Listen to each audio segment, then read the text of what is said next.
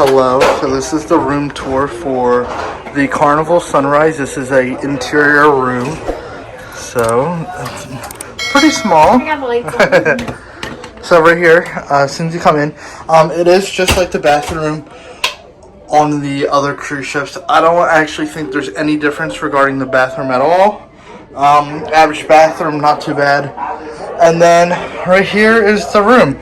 So a lot less space than the balcony. So here's the bed.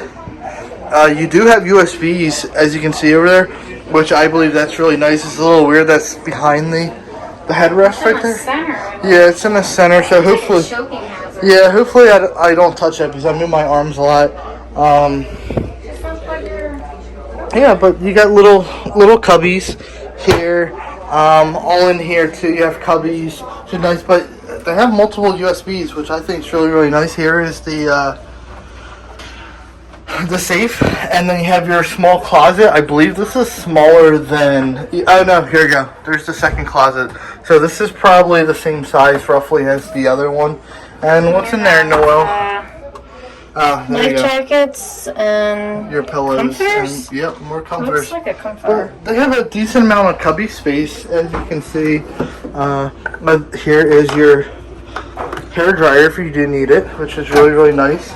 But yeah, it's just a basic room. This is the cheapest room on the ship.